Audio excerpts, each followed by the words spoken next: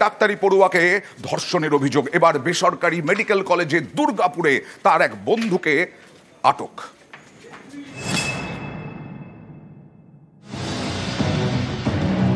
ফের ডাক্তারি পড়ুয়াকে গণধর্ষণের অভিযোগ, এবার দুর্গাপুরে।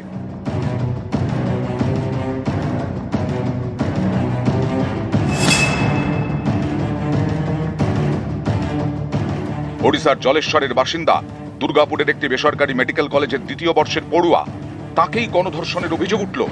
শুক্রবার ঘড়িতে তখন রাত 8:30। সহপাঠীর সঙ্গে ফুচকা খেতে বেরোন তরুণী। মেডিকেল কলেজ থেকে কয়েকশো মিটার দূরেই জঙ্গল এলাকা, সেখানেই যান তারা। অভিযোগ, তখনই কয়েকজন যুবক তাদের ঘিরে ধরে, টাকা পয়সা, মোবাইল ফোন কেড়ে নেয়। বলা হয় 3000 টাকা দিলে তবেই ফোন ফেরত দেওয়া হবে। রাজি হননি তরুণী এবং তার বন্ধু। তারা সেখান থেকে পালানোর চেষ্টা করলে ওই যুবকরা তাদের ধাওয়া করে। বন্ধুটি পালিয়ে গেলেও তরুণীকে ধরে ফেলে তারা। তারপরেই ডাক্তারি পড়ুয়াকে জঙ্গলে টেনে নিয়ে গিয়ে ধর্ষণ করা হয় বলে অভিযোগ। दोस्त बोला कि वो खाने के लिए चलो बाहर जाएंगे, तो वो लड़की आए थे खाने के लिए, तो वो लड़का बोला कि चलो थोड़ा गेट के बाहर घूमने चलेंगे। लड़का 3 लोग आके पीछा किया, तो वो लड़का जो साथ ले गया था वो जंगल की तरफ भागा। लड़की भी उसके पीछे भागा, वो लड़का गायब हो गया। जंगल में ले गए। और एक लोग उसके साथ गंदा काम किया और उसका मोबाइल छीन गया। बोला कि सुबह 3000 रुपया देगा तो मोबाइल दूंगा। রাত্রি 10টার সময় কে ফোন করেছিল? তার বন্ধু আমাকে ফোন করেছিল। এখানে 9:30 মধ্যে একজন ছেলে, ও বললো গুপচুপ খাবা, চলো দেখি, সেদিকে ভুলে ওকে নিয়ে গেছে। যখন 3জন লোক এসে গেছে, ও ছাড়িয়ে সেখানে ওকে পালিয়ে এসেছে। তার মধ্যে একজন ওকে রেপ করেছে, ওদের মোবাইল ছড়ে নিয়েছে।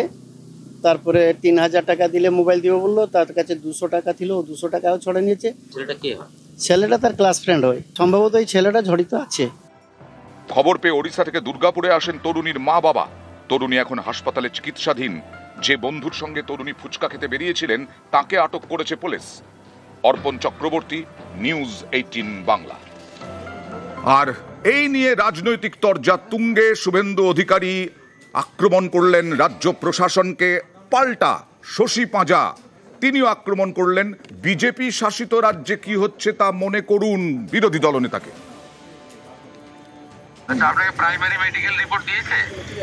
প্রাইমারি মেডিকেল রিপোর্ট আমাকে কিছু তো দেয়, নিরবিতা দিয়েছি, দেবে, ওরা দিবে বলেছে।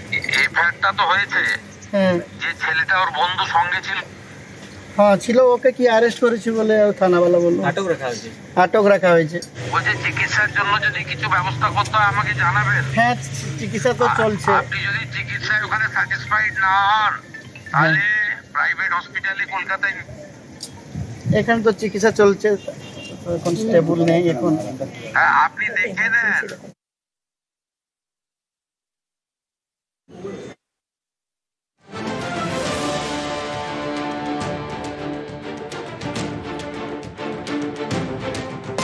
এই রাজ্যে মেডিকেল কলেজ সরকারি হোক প্রাইভেট হোক, কোথাও কেউ যে সুরক্ষিত নয়।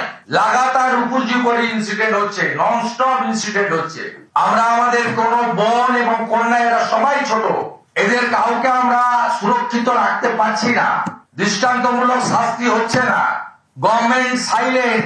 ইতিমধ্যে দুর্গাপুরে পথে নেমেছে ভারতীয় জনতা পার্টির কর্মীরা এবং গতকাল থেকে পরিবারের সঙ্গে আছে।